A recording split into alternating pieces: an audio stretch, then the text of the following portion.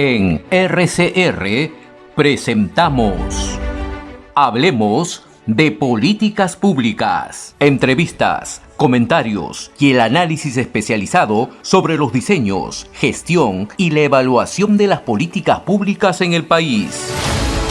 Con la conducción de Gustavo Nakamura. Hablemos de Políticas Públicas.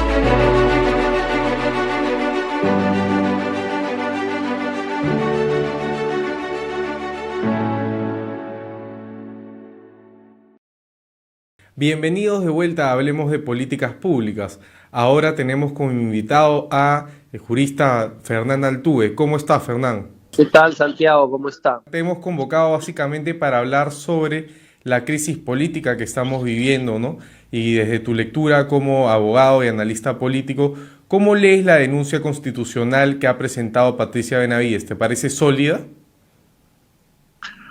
Bueno, la verdad es que las denuncias constitucionales que se han venido sucediendo a lo largo del año, todas tienen un asidero porque realmente cada vez tenemos más, no digo indicios, sino pruebas de la comisión de delitos con testigos, colaboradores, etcétera. El problema es que para el paso de toda acusación tiene que haber una voluntad política expresada en votos. Si esos votos no están, no importa la solidez de los argumentos, porque no hay una voluntad política dentro de los actores parlamentarios o hay una inclinación económica por parte de algunos, lo cual no se puede descartar. ¿Y qué alternativa se puede proponer para vencer esa voluntad política? Por ejemplo, hoy día se ha estado comentando sobre la posibilidad de que se saque a los niños de Acción Popular al menos de la subcomisión de acusaciones constitucionales. ¿Tú lo ves viable? Bueno, lo que es increíble es que hayan llegado a la subcomisión, no debieron haber llegado nunca. El punto es que ya en el año 2001 hubo congresistas que fueron inhabilitados por motivos de carácter político sin necesidad de que hubiera una resolución judicial. Y fue el caso de Luz Salgado, Marta Chávez, etcétera, que fueron inhabilitadas y estuvieron fuera del Parlamento durante 5 años y no fueron encontradas culpables de la comisión de ningún delito, pero sí de graves actos contrarios a la ética parlamentaria o a la ética política según la interpretación de entonces. Pues entonces lo que tendría que hacerse es exactamente lo mismo, es decir, la sustitución inmediata de esos parlamentarios por su inhabilitación lo más rápido posible.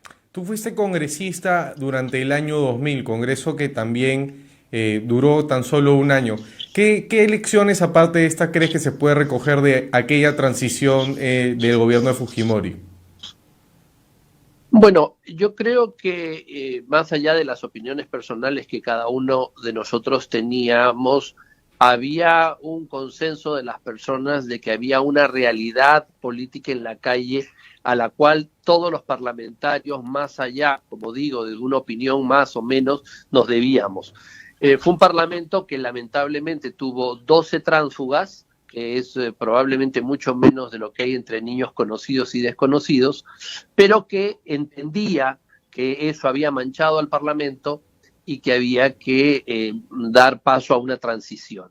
Aquí el punto es que no hay voluntad de entender que estamos en la necesidad de una transición hacia otra forma política lo antes posible. La elección del año 2021 ha sido una elección fallida, en el sentido de que es inconducente, que el gobierno instaurado hace un año es un gobierno muerto porque ya no puede realizar ninguna obra más que defenderse de aquí hasta lo que dure, y que nos debemos a la ciudadanía, nos debemos al público, nos debemos a los ciudadanos a los cuales hay que devolverles en su soberanía popular la decisión para volver a repartir las cartas, premiar a los que merecen ser premiados, sancionar políticamente a los que merecen ser sancionados políticamente. ¿Crees que tengan la madurez como para llegar a esa reflexión en el Congreso? Por supuesto que no, porque no están los parlamentarios que están ahí en su gran mayoría no están en esa función, están simplemente en su función de ellos sacar algo para ellos y una ventaja. Yo simplemente digo, ahí hay una experiencia de hace 22 años y en 22 años hay una descomposición política de tal magnitud que a esos parlamentarios de hace 21 años que se les consideraba ya muy malos, dieron una lección que hoy día, 22 años, no es posible replicar. Por supuesto. Y, por ejemplo, si llegamos a ese entrampamiento en la que tenemos una fiscalía en la que considera que el presidente es un presunto jefe de organización criminal, el Congreso no decide resolver el problema de forma madura, vamos a seguir en un empate técnico. ¿Ves esa posibilidad? ¿Ves la posibilidad de que Castillo continúe en este empate técnico perennemente? Sí, porque la Fiscalía no es un órgano político y al no ser un órgano político no tiene la capacidad de producir el desempate. Quien produce el desempate entre el Poder Judicial y el Poder Ejecutivo es el Legislativo. Y si ese Legislativo está comprado, corrompido, etcétera, entonces el sistema ha fallado plenamente. Y cuanto más se demoren en tomar una decisión, más cerca estaremos a vías revolucionarias, a vías de carácter, digamos, extraconstitucional, extralegal, extrapolítico, o aunque se vayan todos. O sea, el mantener este empate o este bloqueo doble lo único que hace es fomentar la inestabilidad. ¿Y qué clase de situaciones extraconstitucionales tú puedes prever o imaginas como escenario? Es muy difícil porque yo puedo prever lo ordinario, pero lo extraordinario no se puede prever. Uno puede saber cómo se van a producir las cosas naturalmente, pero los milagros uno no puede saber cómo se dan. Y los milagros son la obra extraordinaria sobre el mundo natural. Bueno, lo extraordinario constitucional es lo que aparece y que uno no puede calcular. Yo no lo puedo calcular, no puedo saber, pero lo que demuestra históricamente es que cuando se cierran las vías de lo ordinario, de la legalidad, del curso regular de las cosas, termina tarde o temprano abriéndose una vía extraordinaria, ¿no? Ciertas fuerzas de la oposición del Congreso señalan que esta denuncia constitucional podría desembocar ya no en una vacancia, sino en una suspensión del presidente, para lo cual se necesita menos votos, si bien 2/3 igual, pero claro, menos los de la comisión permanente. En el caso de que el presidente sea suspendido, se le quitaría su inmunidad y lo más probable es que sea detenido o llegue a las manos del Poder Judicial más brevemente. En ese caso, como nunca se le dio celeridad a la denuncia constitucional contra la presidenta Dina Boluarte, en ella recaería la presidencia de la República. ¿Ves la posibilidad de un pacto político entre el Congreso y Dina Boluarte para acabar el mandato? Bueno, es una posibilidad. Dentro de las opciones regulares u ordinarias, sí es una posibilidad que lleguen a un acuerdo, sacar a un elemento extremadamente nocivo como es Castillo, que es el factor de desestabilidad, y que puedan producirse o llegarse a un acuerdo entre la sucesora, digamos, no diré legal porque su acceso al Bahía ha sido totalmente ilegal, es una ilegalidad pura, pero bueno, es la que está, ¿no? En los hechos es la sucesora, y un conjunto de parlamentarios que o por buena voluntad o por compromiso con los niños deseen tratar de alargar este statu quo lo más que puedan. ¿Y tú crees que con Dina Boluarte y con un Congreso con un gobierno consensuado con el Congreso se inhiben los peligros autoritarios que habían con Pedro Castillo? ¿Es un borrón cuenta nueva? ¿Cómo le dirías un eventual gobierno de este tipo? No, es el mismo gobierno, los mismos problemas, solamente que en dos velocidades. Castillo es un temerario, ama el peligro y todas las semanas nos pone al borde del cataclismo, y me imagino que la señora Boluarte con sus grupos más sus parlamentarios amigos lo hará, pero lo hará más lentamente y nos tendrá al borde del precipicio cada mes. Entonces, es el mismo problema, como digo, en dos velocidades. El problema solo se arregla acordando una transición con unas elecciones de manera ordenada y regular, pero de otra manera no creo que lo podamos hacer. ¿Y cuál sería la diferencia entre estas elecciones ordenadas y regulares con la propuesta de Francisco Sagasti del que se vayan todos? Bueno, el señor Francisco Sagasti, que es el responsable de que este gobierno exista, ha salido a reinventar lo que dijimos en su gobierno, que no debía haber las elecciones para tratar de quedar bien. Esa no es una propuesta suya, es simple y llanamente un reinvento post-desastre causado por él, de lo que dijimos, que no hay, que se den nuevas elecciones porque esto es un tablas, o sea que él trata de vender como propio lo que es una corrección de su compromiso con esto. Bueno, más de un año fuera de Palacio de Gobierno del señor Francisco Sagasti, quizás no estaría mal hacer un poco de ejercicio de memoria sobre lo nefasto de su gobierno. ¿Por qué para ti, Fernán, fue nefasto el gobierno de Sagasti? ¿Solo por el tema de no querer revisar las elecciones o por otros temas más? No, a ver, el señor Sagasti no solamente por el tema de no revisar las elecciones, que ahora ya se ha evidenciado, sino porque él facilitó la llegada del señor Bruno Pacheco, que parece ser, todo indica, es el pivote de la corrupción. O sea, quien instaló dentro del corazón del Ejecutivo al operador de la corrupción, que era el señor Bruno Pacheco, fue la carta blanca y las modificaciones legales que hizo el señor Sagasti. Señor Sagasti, que además no quiso vetar sus propios beneficios. O sea, todo lo que ha hecho el señor Sagasti ha sido catastrófico. Él salió a proteger a un conjunto de personas que que resultaron habiéndose vacunado. Y él los protegía, los amparaba, y después dijo que no era un problema delictual, sino simplemente que tenía un problema psicológico. Destruyó a la policía hoy día sigue sufriendo los efectos de la destitución de 38 generales de manera absolutamente infundamentada, que no tienen ningún tipo de base.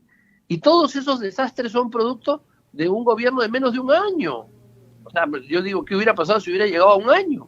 Porque ha sido una catástrofe sistemática. Es el mejor complemento al desastre de Vizcarra. Sí, pues, pero lamentablemente hay ciertos sectores de la prensa que eligen encandilar este tipo de gobierno solo porque se encuentran dentro de sus intereses, ¿no? Otro tema que no se ha tocado es que el señor Sagasti, además de todo lo que hizo durante el gobierno, él fue presidente de la República, conoce bien cómo funcionan, cuáles son las reglas de Palacio de Gobierno y entró a reunirse con Castillo como si se tratase de una reunión en Zarratea, sin consignar en ningún padrón, en ninguna hoja de información sobre sus reuniones, ¿no? Bueno, porque son cómplices. Este gobierno no hubiera podido establecerse, no hubiera podido llegar a instaurarse y no hubiera podido consolidarse como una organización criminal sin la ayuda del señor Sagasti. Él es parte de esta organización criminal por acción o por omisión, pero él es parte y no puede quitarse eso de encima. Entonces ahora viene a decir que se vayan todos, salió una chiquita nueva, jovencita, guapetona, de sacar firma, después la sacaron, ya no hay firma, porque era solamente era solamente una fachada.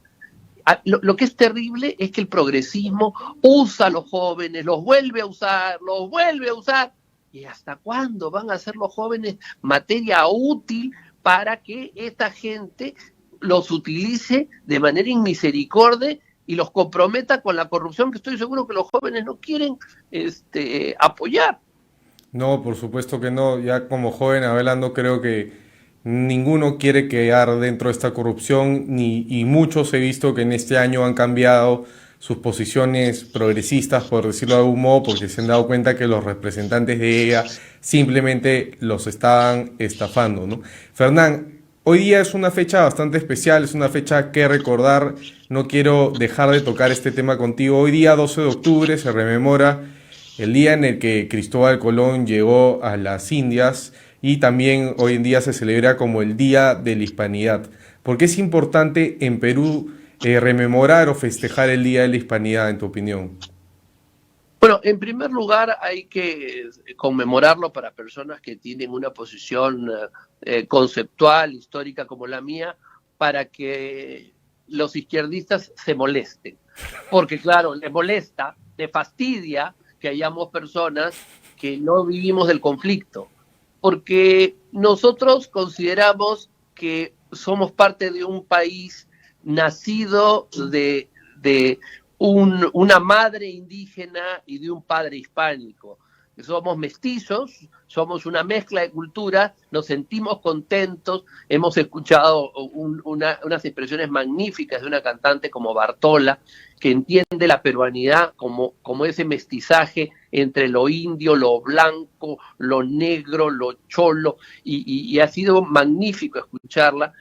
Y es en el fondo una fiesta de la confluencia, de la integración, de la riqueza de todas las fuentes culturales, étnicas, de lo que el Perú es, y a la cual se suman los japoneses, los chinos, ahora los venezolanos, porque somos eso, somos un crisol de razas, de cultura, etcétera, y eso lo representa de alguna manera este día. Y aquellos que les gusta vivir del conflicto, el conflicto de la raza, el conflicto entre hombre y mujer, el conflicto entre padre e hijo, el conflicto entre rico y pobre, el conflicto entre feo y bonito, pues obviamente hoy día es un día muy feo para ellos porque es un día del no conflicto, es un día de la integración y de la riqueza de todos juntos.